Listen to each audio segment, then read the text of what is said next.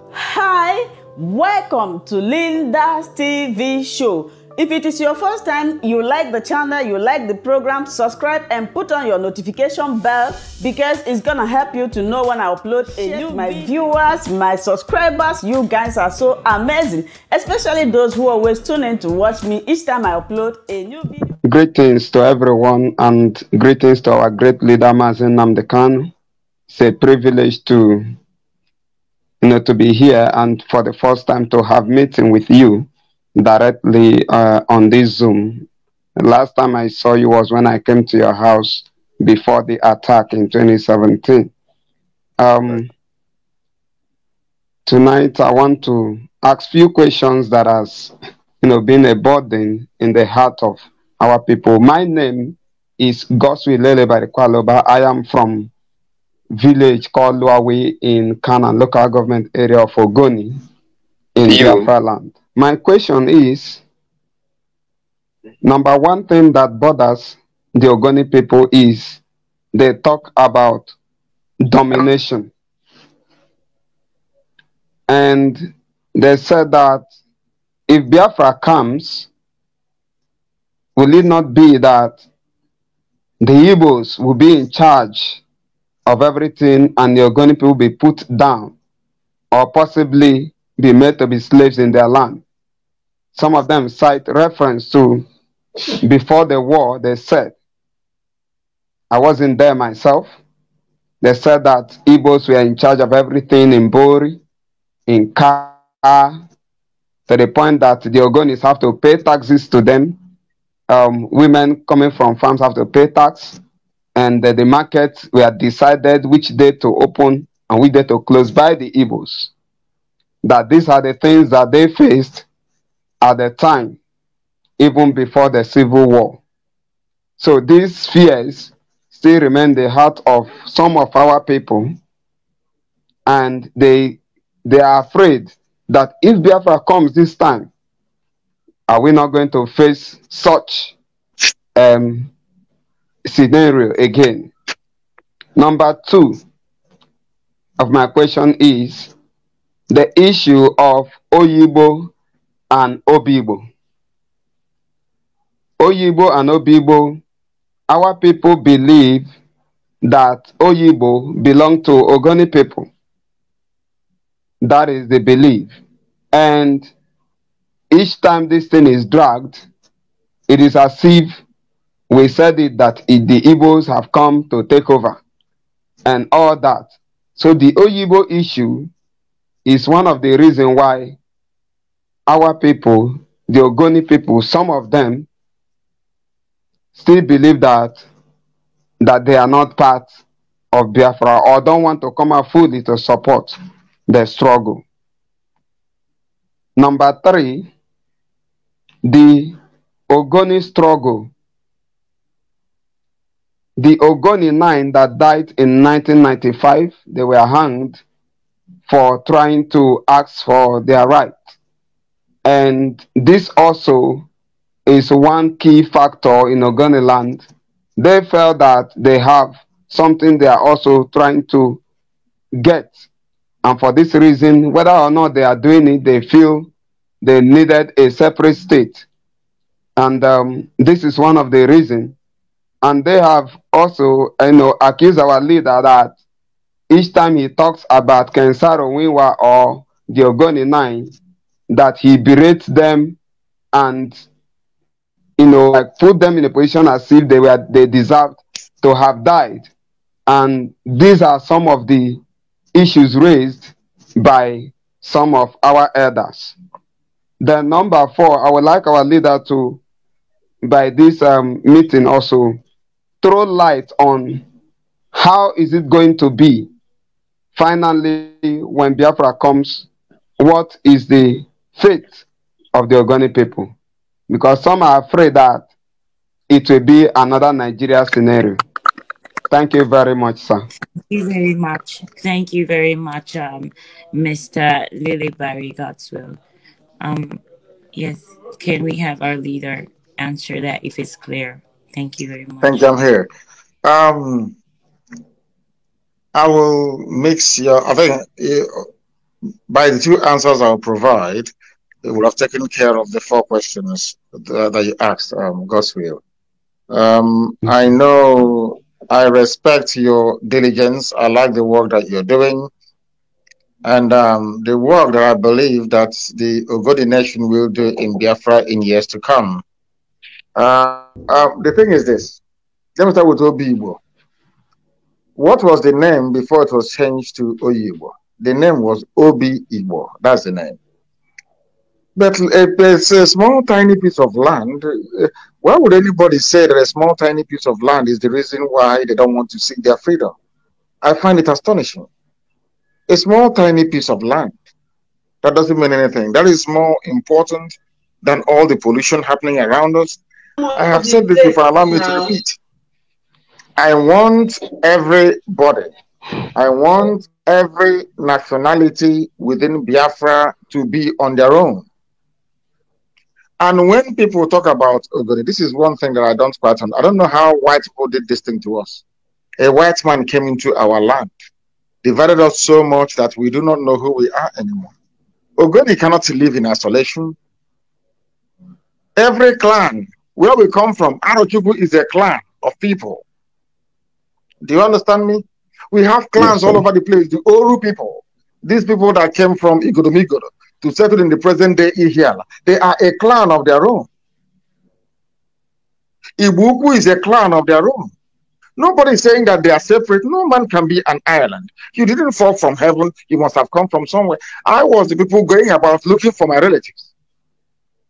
This work we are doing now, or that culminated in what we are having today, I started this work as far back as 1997 to unite our people. 97, 98, to unite our people. Because I know who my relatives are. If you're my relative, why wouldn't you be comfortable being with me? That is the same thing that used to happen. You see this thing that you're saying about people having this fear about Igbo domination. Do you know that where we come from, I'm from so-called Abia State. Let me use it for the purpose of this very meeting. Do you know that in Abia State, in those days, they used to say Anambra people are the problem, they will dominate us. If we get Biafra tomorrow, Anambra will dominate. You go to Enugu, that was the same argument that CCONO was making. If we are free, then Anambra will dominate. He was saying why what people will suffer. It's something that we're having with the Ogoni people. I don't like it. We are one people. But that doesn't mean we are going to run down anybody's culture or way of life. If you go to Abreba, Ejagam, Abreba and the Ejagam people are the same thing. One people. A white man came, he used Willings Commission, they used the Boundary Commission to cut us into pieces. When I was at Government College, my alma mater, we went to the same school. We are one people. But sometimes we allow minor things to get into our way of reasoning. We allow meaningless inferiority complex to overtake us. I am from, so to say, Abia State today. But I don't think there is any Anambra man or woman who doesn't believe in my leadership. But many years ago, people will say, oh, if you're not from Anambra, nobody will follow you. Only them wants to do. That is all rubbish. I don't believe in it. Obibo is nothing. If relocating the whole people in Obibo to another land to make our people become part of Biafra, then so be it. All those things are meaningless. We all want to be free, to grow our economy, to live in a land we're all going to be very proud of. I said it during my brief broadcast a while ago. Anytime that somebody tells you an Igbo man wants to suppress you, that person is your enemy. We believe in autonomous community. I'm not saying they are not horrible. Of course, there are horrible people. People have come out to say before, only Anambra can rule. Is this stopping us from doing what we are doing? People are bound to have their own opinion. And the fate of Ogoni people within Biafra is very simple. If Ogoni wants to exist as a separate entity on their own, they're more than welcome to do so. If they want to look for their people, their flesh and blood, then they're more than welcome to do so. But everybody is going to be free in Biafra. We are going to take freedom to the grassroots. Languages will be preserved, everything, nobody.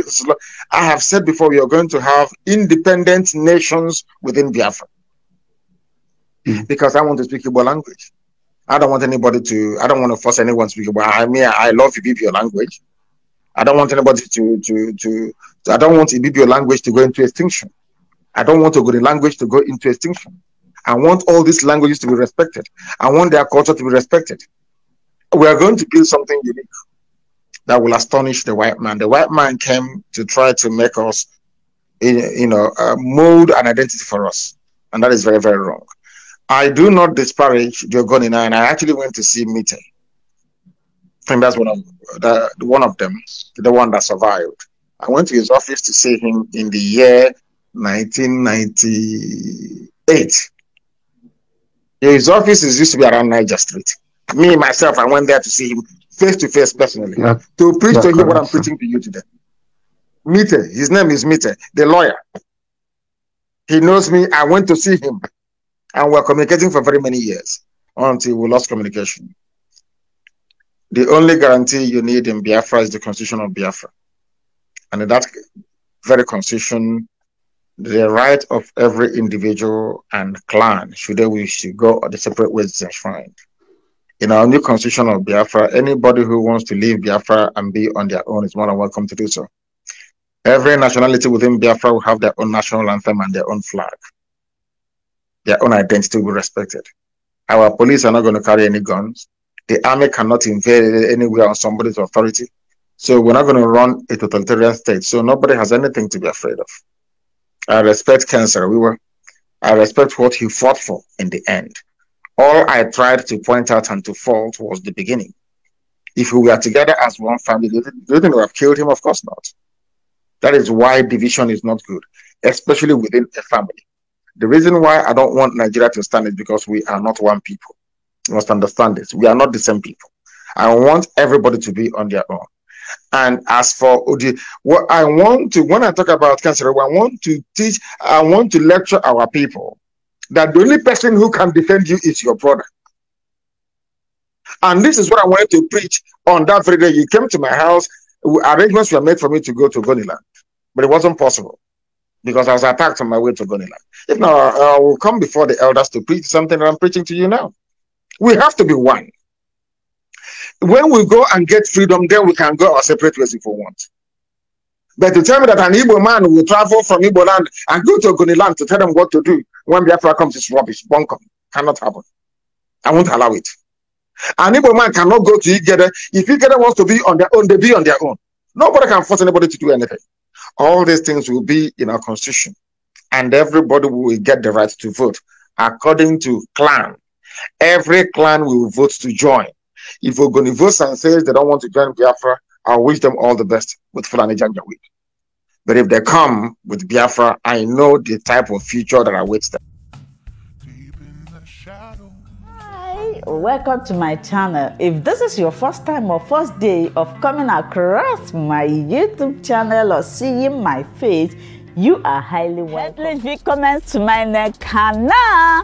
Mein Name ist Linda Chukwuezi. It comes as Miguel. That red button that says subscribe and you turn on the notification bell so that you'll be able to get information on the. Bis zum nächsten Video und einen schönen Tag. Tschüss. Tschüss. Bis man subscribe to Linda's TV show. What are you waiting for? Click on that red button that says subscribe. You turn on the notification bell so that you'll be getting more updates from me. Leave your comments down below and share this video with your friends, families, and colleagues until we meet again in my next video. Bye bye.